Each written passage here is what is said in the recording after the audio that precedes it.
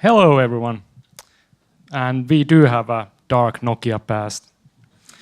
I'm going to go in a second. But yeah, I'm Kari Silvennoinen. I'm the head of BI at Redlynx. And I'm here. I'm quite tempted to make a defense on data for the previous presentation, but let's leave that for a later time.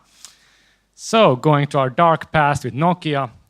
Redlynx was founded in 2000. We are one of the old guard of the game industry. We have created so far over 100 games, pretty much for all platforms that exist and can run games, all the way from television to the Nokia N-Gage. How many of you ever had a Nokia N-Gage?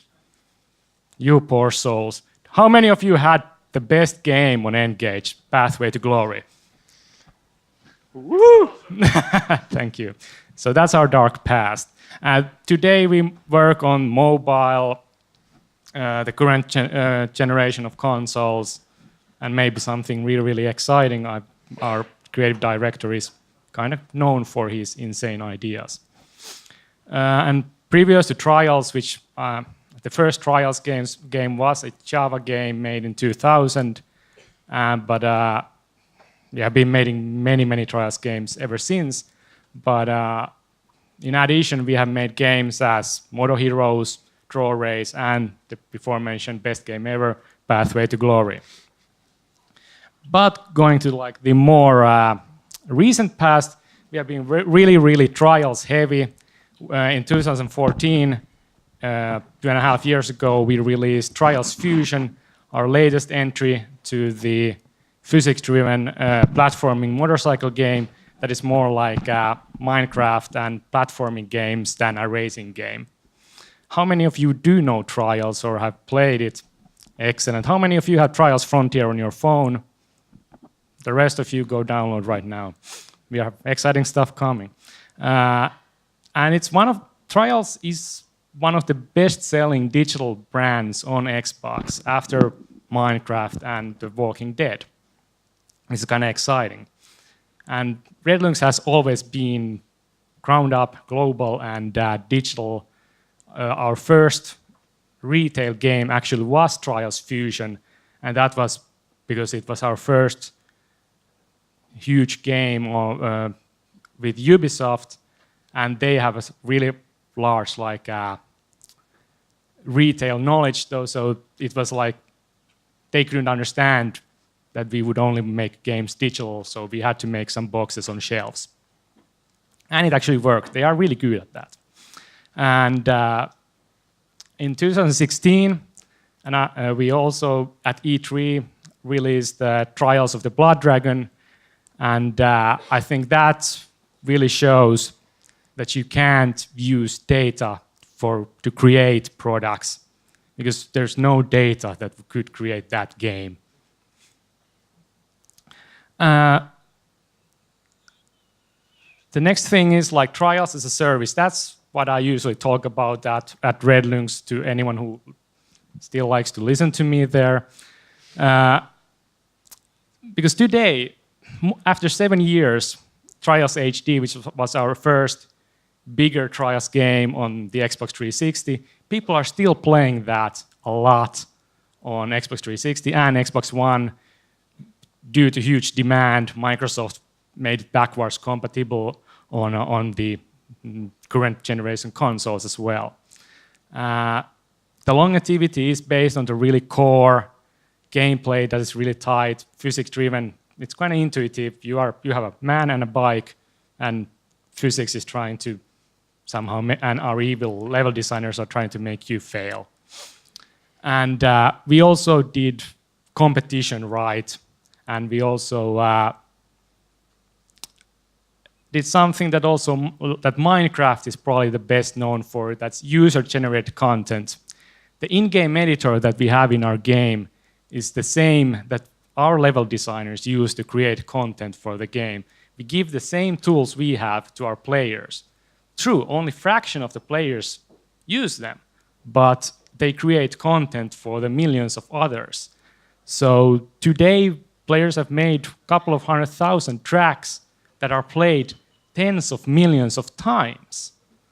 And that, even though it's only a fraction, it's still like outnumbers our level design team by many orders of magnitude, even not only by content, but also quality and creativity.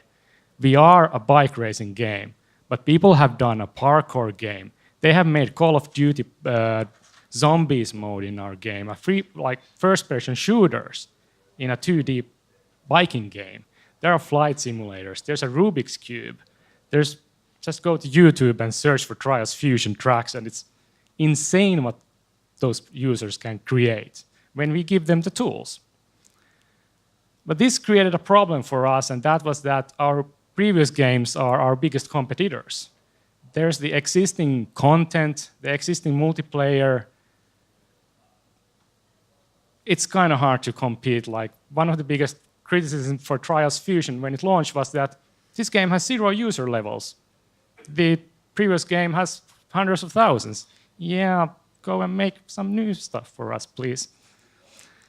And then it started to work out, and after 2.5 years, I think we have a really awesome product, really thanks to our players who helped to design more content for us there.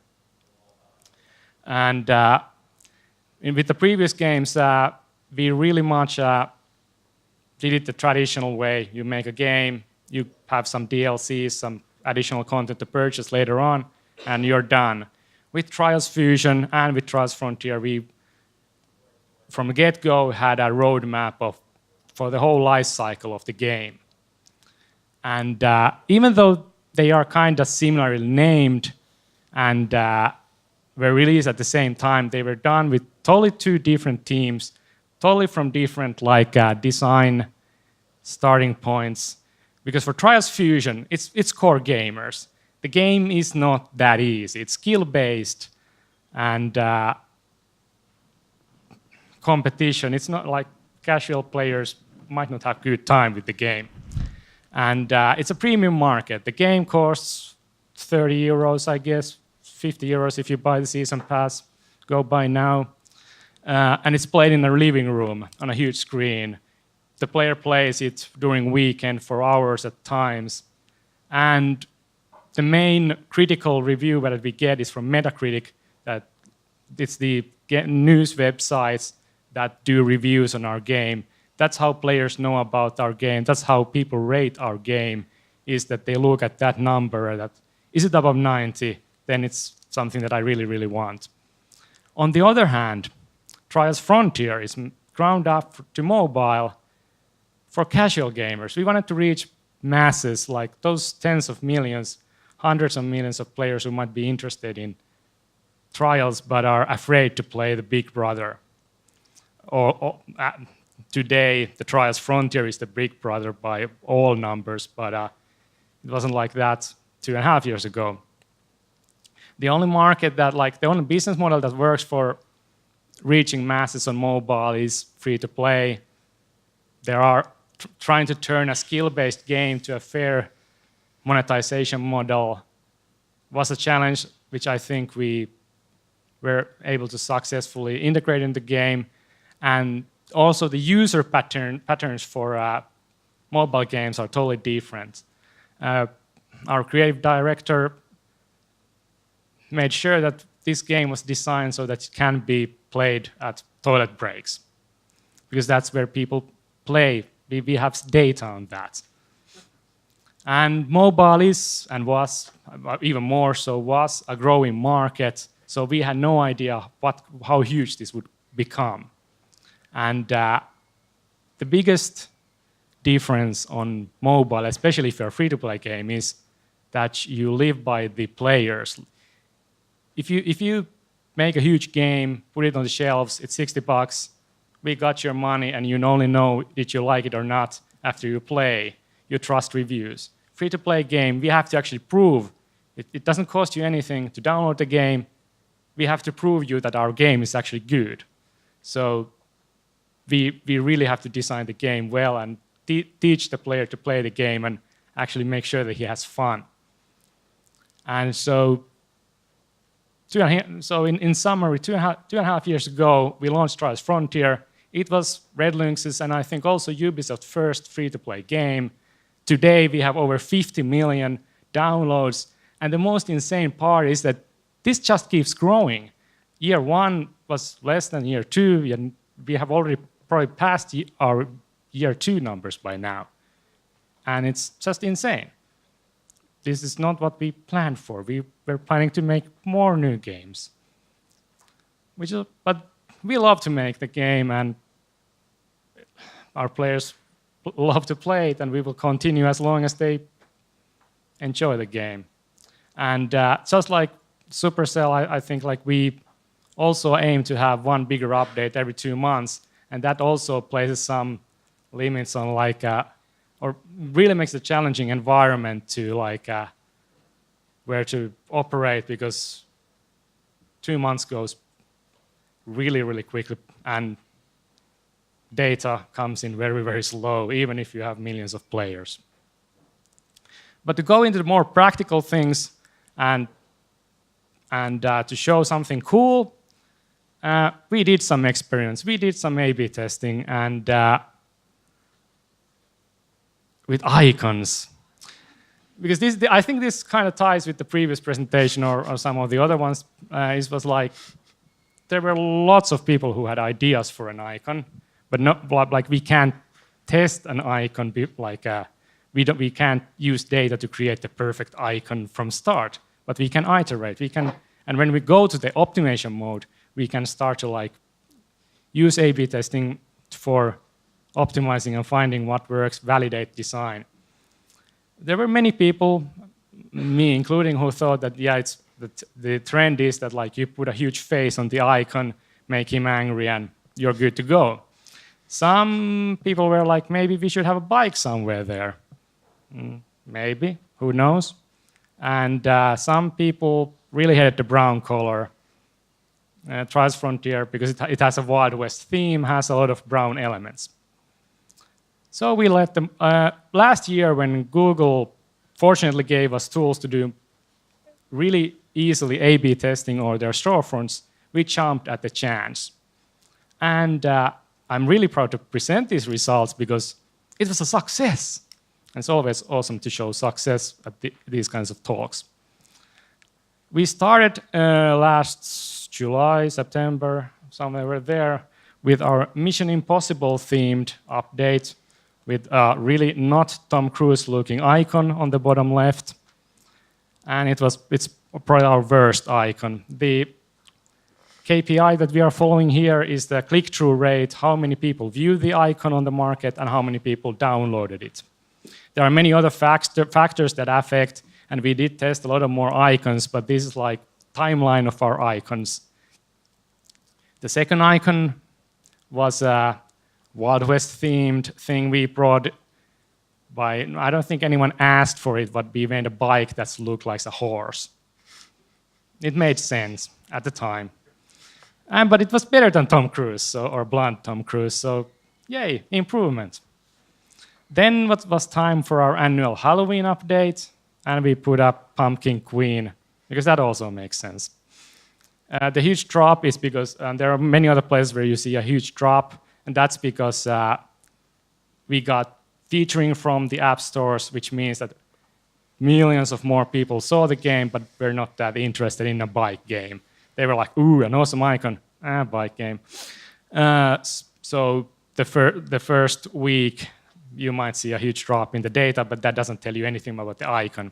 And don't fear, we didn't make the decisions based on this data. Then it was back to on top left, our icon there. I call it the Thailand icon because it looks like scenery from Thailand or somewhere. We used it as like the normal icon when we didn't have anything special going on, and it was kind of okay. And then it was winter, and now we have a bigger bike, more action, and it worked pretty okay. We have no idea why. Then back to the normal icon because it's not Christmas anymore. And then back like last summer when we did the Tom Cruise thing, we noticed that we also had the same bike that Tom Cruise drives in the movie, the BMW bike. And people really loved to have real bikes in the game. So we were like, okay, let's do more of this. And we had a partnership with KTM and put their bike on the icon. And oh, we got the best icon ever. Like, this is actually a little bit of problem because we don't want to feature KTM on our icon unless they pay us more. Or actually pay us, I don't know. I can't remember the details. But anyway, back to the normal icon. And it works as the normal icon always did. And then we are like, okay, now we have done some A/B testing and our artists were like, yeah, now like this really cool icon there on the top, second on top right, like yay, blue, that's like arcade. And it actually worked better than the Thailand icon, but still worse than the KTM icon. And we were like, what is going on? We need to make a better icon than the KTM icon because there's a significant difference. We are losing downloads because we are not using KTM. And then we had our another event where we had this more Indiana Jones kind of theme. And that icon was actually a little bit worse than the normal icon. And they were like, oh, now we really, really need to find a new icon. Until we finally said, okay, let's take the KTM icon and put our normal bike there. And it actually seems to perform pretty well. Who knew? So A/B testing, like some people have mentioned, it's hard. Sometimes it doesn't make sense to use. It might give strange results. But it also might give you a problem that something that you didn't mean works better than anything else. And that led our artists to really crank out new icons and desperately find us an icon that's not based on someone else's IP. And of course, as mentioned, there are many other factors that will affect the game's download and not just the icon. Unfortunately, those can be tested as well, but this was a very visual thing that I could share with you guys today. And but here's the whole timeline of our icons, and I'm really eager to see what our artists come up next because I can't help them design a better icon. I can just help them, tell them what elements I think the data seems to suggest work and which doesn't, but I can't draw. I don't even have a Photoshop on my computer. And that's pretty much everything I had, and I hope I'm still in time. So I really would like to hear some questions. Thanks, Kari.